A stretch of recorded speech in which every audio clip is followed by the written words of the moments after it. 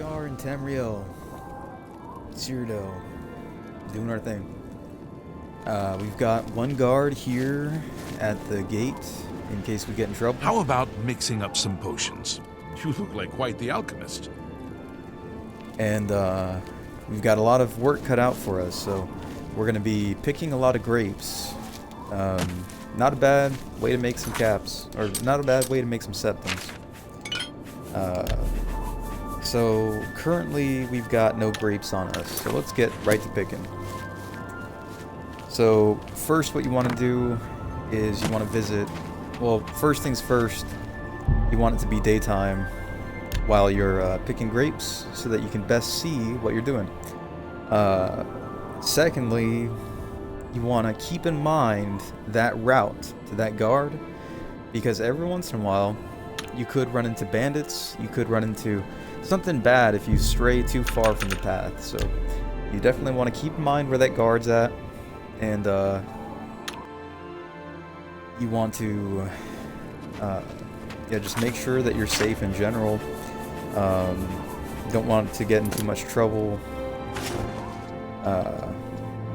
here while you're picking grapes. So one of the nice things is there's flax seeds close by. It's a bit tricky to pick, but definitely very profitable. Each one of these flax seeds can brew up a mighty potion that can help you greatly. Now, we're not going to be picking flax seeds to sell. We're picking flax seeds just for the sake of our magicka. See, we are a Atronach class, so that means that we will not have the ability to regenerate magicka every time we wait 1 hour. There's a misconception, there's a rumor going around that you can wait 1 hour to regenerate all your fields, your health, magicka, and stamina. It is simply not true. Unless you're playing as one of the classes that are not the Atronach, one of the birth signs that are not the Atronach. But if you are the Atronach, you are going to have to take medication or take flax seeds in order to make up and compensate for that lack of an ability to regenerate magicka. So that's something to keep in mind, and it's something I definitely keep in mind as an Atronach birth sign, so that I can keep my magicka fields properly, adequately full. So here we are picking grapes. At the end of this, we should have anywhere between 70 to about 110 grapes. Not a bad yield, especially considering you can get anywhere between 7 or anywhere between 5 or 7 to 30 to 40 septums a potion that you brew from these. Now when you're starting out, you're going to want to pick tomatoes and mix up these tomatoes with these grapes, and then you'll be in the gold, you'll be in the money when it comes to grinding up your potion skill, and also to making money. You still want to pick the grapes, you still want to pick the tomatoes, but at the end, when you've got 100 magickas, 100 potion skill, you're going to want to brew each grape and each tomato individually into a potion that you can then sell. Or I guess if you're heavy into fighting, you can use to keep your stamina reserves high, but honestly, who's going to need 300 potions of restore stamina? Not me. I doubt you will either, so honestly, you're going to be better off selling a majority of those potions. So here we are picking as many grapes as we can get our hands on. And these will make us quite a pretty penny, and if we sell them individually, we'll be able to grind our mercantile skill, which is an important skill and a good skill to have as high as you can, so that you can yield the highest profits that you possibly can. And it is one of the longer skill trees to grind, because You have to deal with the menus. You can't just spam. You have to individually hand select each item and sell each item so that you can have a successful sale every time. And as you know in Elder Scrolls games, for every successfully accomplished action, there is a experience in one of the trees to increase, eventually leading you to leveling up and just all around having a more powerful, more meta, more usable character. You always want to check barrels for free food, for repair armors, for repair hammers, and also for items to decorate your house. Not only that, but lockpicks. You never want to pass up those things. If you are in a dangerous situation, it might be best to pass up those things, but for the most part, you don't want to pass up those free goods. Barrels, boxes, and bins are going to be your friend. If you're interested in house decorating, unlocking things, or repairing your items at a very low cost. So we've picked all the grapes that we can pick in this region. Now we're going to go and move on to tomatoes. And after we've moved on to the tomatoes, we'll wait 3 days and we'll start all over again. Now we could go visit some of the farms, but some of those farms out there can be quite a bit dangerous. So we're going to try to stick to the safest areas we can.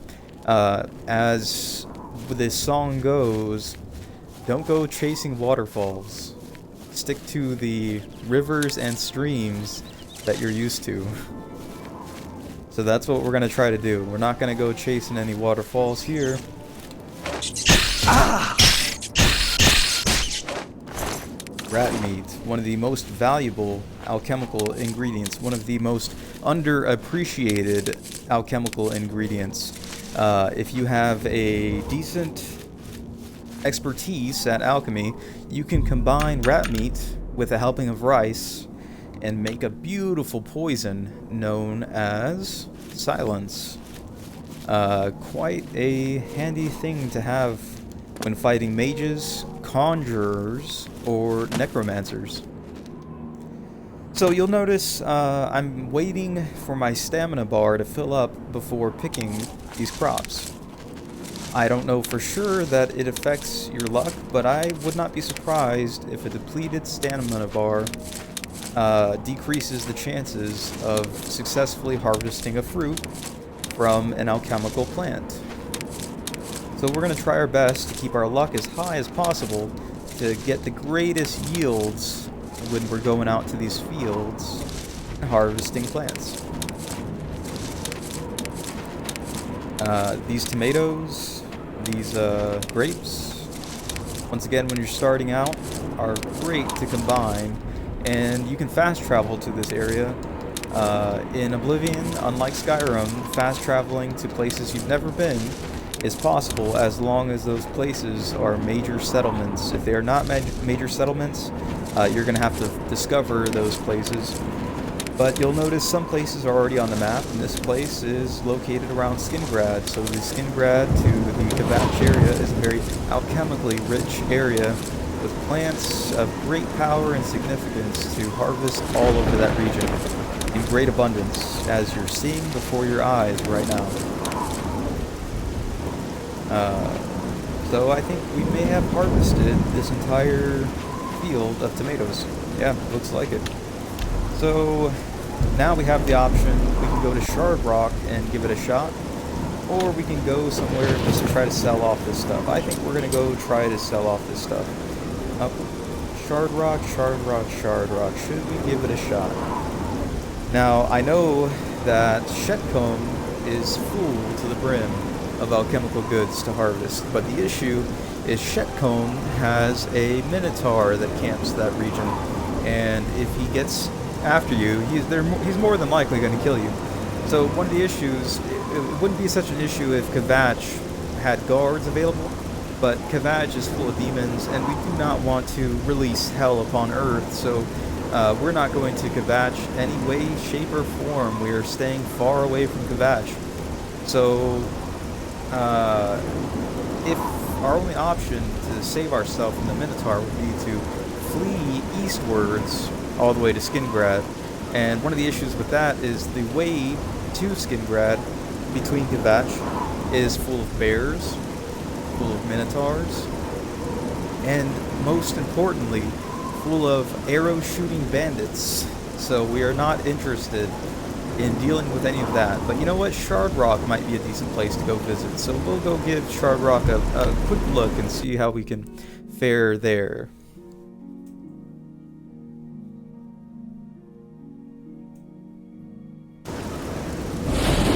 And here we are in Shard Rock, a beautiful place, beautiful place.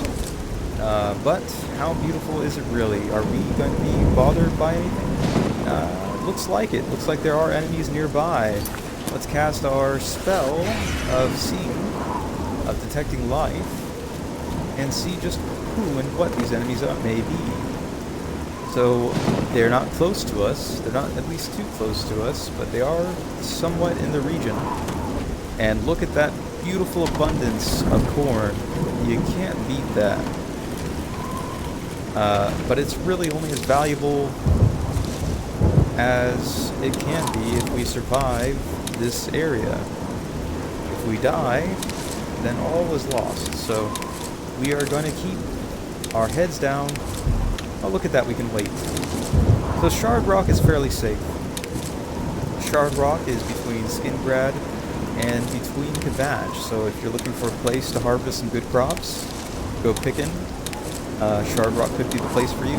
But honestly, the Skingrad area just outside the Skingrad walls is a great place to start and a great place to stay. Shard Rock is kind of an unnecessary detour, and if you don't feel confident that you can make your way to Shard Rock without running into danger, then honestly my advice to you is avoid Shard Rock. Definitely avoid Shetcombe Farms, as there's a Minotaur and a bear and bandits on the way there. So Shard Rock might be the place for you, but the outside walls of Skingrad is most definitely the place for you. The place where you can make your fortune and you can make yourself a legendary alchemist. So we're going to save with our wealth, wait, and we're more than likely only able to wait because we are hiding. But let's think of a place where we want to go shopping. So, where? Leywin. Leywin can be a nice place to go shopping. I have not discovered it, but the Bridge Inn is a nice place to go. They've always got alcohol and food on tap. Alcohol on tap and food on the table. Cheydinhall could be a good place to go visit. Bruma is an old favorite of mine, though, so we're going to go to Bruma. When I had first played this game, the rooftops of Bruma were one of the funnest places to jump from rooftop to rooftop. It was a whole lot of fun playing around in Bruma. And here we are at the Olav's Tap and Tack. Now there is two Olavs from what I remember. There's Olav the Old. Let's hear it. Oh, Ongar the World Weary. Never mind, not Olaf. Ongar the World Weary. More than likely the father to Olaf. What can I do for you today? Have a look around. You won't find better prices in all Tamriel. You'll notice Olaf really doesn't have a lot going on. He's got some classic staples, though, some favorites to people, to the Nordics peoples. He's got sweet bread. He's also, now sweet bread could be sweet cake or sweet roll. In this situation, he has sweet roll. He has ham, and he does not always have ham. Sometimes he has beef, sometimes he has boar's meat. And he has a cheese wedge. It's not always cheese wedge, sometimes it's a cheese wheel. But for the most part, he's almost always got celebratory breads, celebratory meats, and celebratory cheeses. A very festive fellow Olaf is, and a great person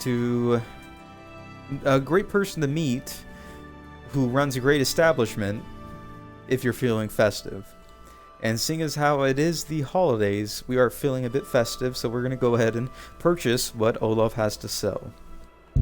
Pleasure doing business with you.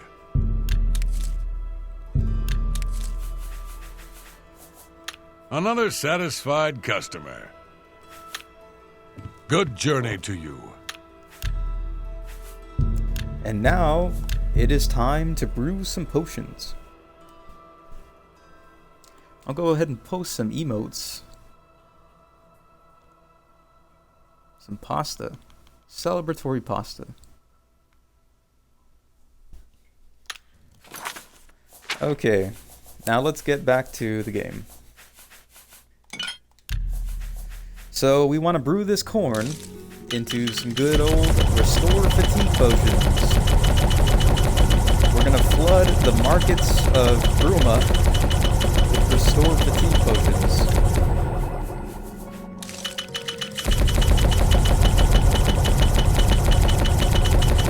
I like to think of Restore Fatigue potions as sugary beverages, as they're often made of food items.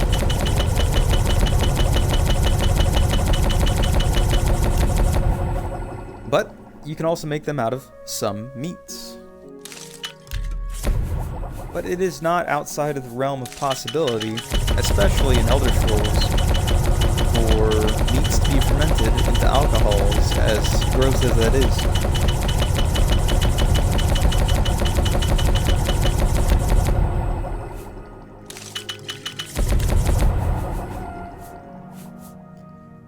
And just to show you the magic of rat meat, we're going to go ahead and combine that rat meat with rice, and look at that, silence for 20 seconds. Now I know what you're thinking, what can you do in 20 seconds?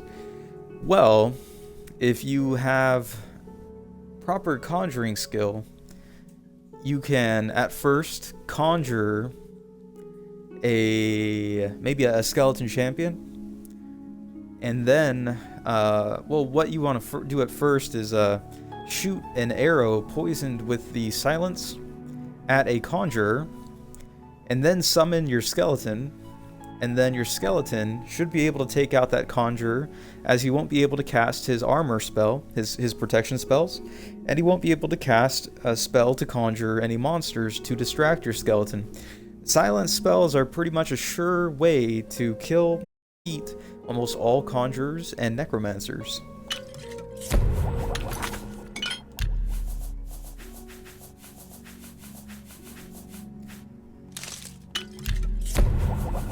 And that is all of the brewing that we're gonna do for now. Oh, hold on a second. We got cheese and we got blackberry. And now that is all of the brewing that we will do for now. Now to sell. Now, the selling system is pretty simple. What can I do for you today? In Oblivion, or at least you can use it. A little use food and drink will do you some good. You can use the bartering system pretty simply in Oblivion. So you'll notice there's a disposition, and I'm not too sure how this part of it works. But if you're to sell things, you want to sell them one at a time. You want to sell the proper item to the proper merchant, which can vary. Everybody also has different prices, so you want to find the merchant that pays the most for the item that you're trying to sell. You got a great deal there.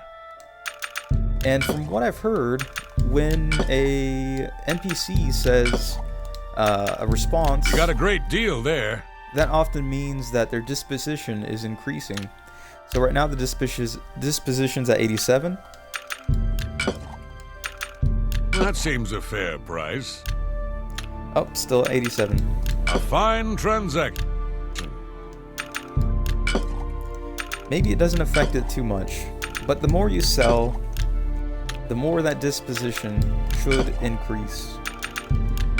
And as the disposition increases, you should be able to increase the price that you're asking for the item that you're selling. That's a good deal. So, seeing as how we have 200 items to sell, we are going to be here for quite some time. And hopefully by the end of it, more than I'd usually pay. we'll have a good bit of gold, and we'll have a good bit of mercantile skill increased.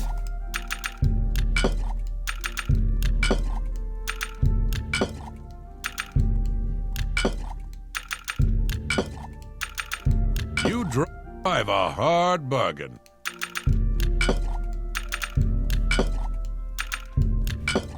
So we're selling, selling, selling. That's a good deal. You've made a good bit of gold.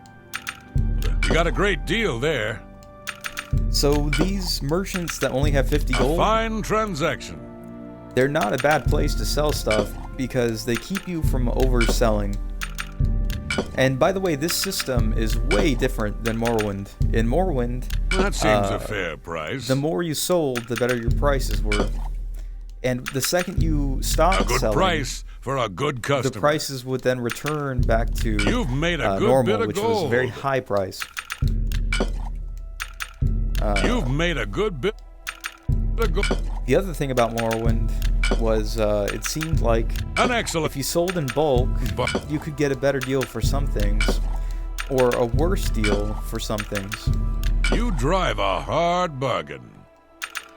A good price. You got a great. You've One of the differences in meta as well is it seems like in Oblivion, you're better off picking crops every 3 days to amass a abundance of alchemical ingredients. Whereas in Morrowind, you seemed better off buying your crops and your alchemical ingredients from vendors who sold them in infinite supply if you purchase them one at a time. that seems. You drive. You In Skyrim, Right. it varies depending on if you're playing the classic version or the Game of the Year version. In the Game of the Year version, you want to wait 10 days, 10 days at Winterhold, that seems. That's a fair. and by the end of the 10 days, you should be able to travel to Whiterun and Solitude and pick as many flowers as you possibly can, You and then brew those flowers Drop. into potions. If you're playing the classic That's- version of Skyrim, seems. you want to once An again ex- wait. Well, a in good this case, you want to wait anywhere, price. really, anywhere, any major city, You've except ma- for Markarth. Made a,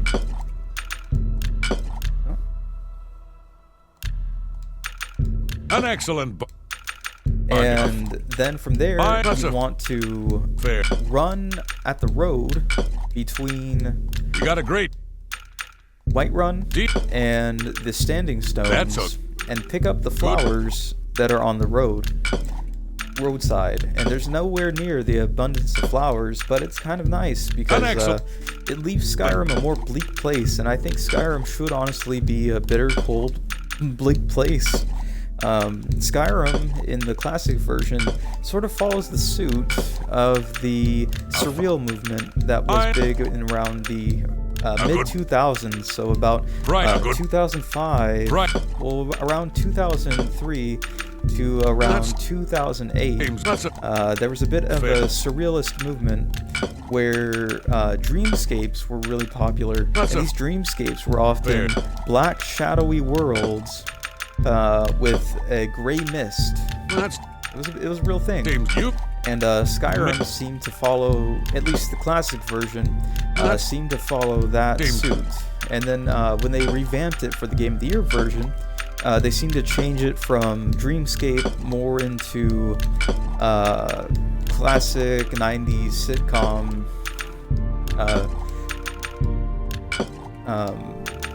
So which is kind of what Oblivion is in most places. More.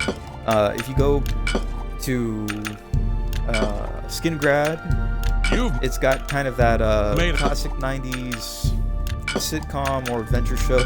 So, like, for example, if you like That's- the show Xena Warrior Princess That's. and Hercules, So you've. you might enjoy Made Oblivion. a. If you like the show Sleepy Hollow Fine. or Excellent. Oh, what's the other one? I forget the other one.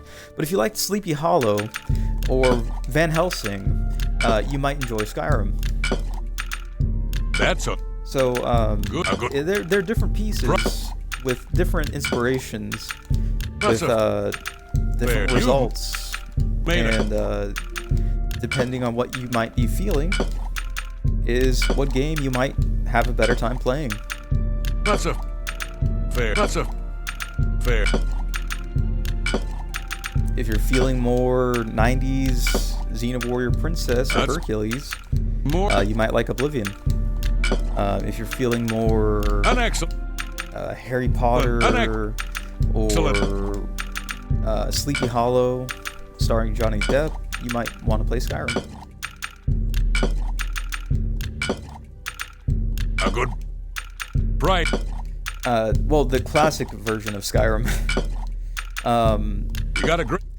the Seems. the more That's the Game of the Year version More of Skyrim falls more along the lines of the modern Star Trek movies and movies like The Croods, more color-rich landscapes, kind of softening the bleak, surreal dreamscape, and replacing it with more of like James Cameron, Avatar type of art That's style. a good.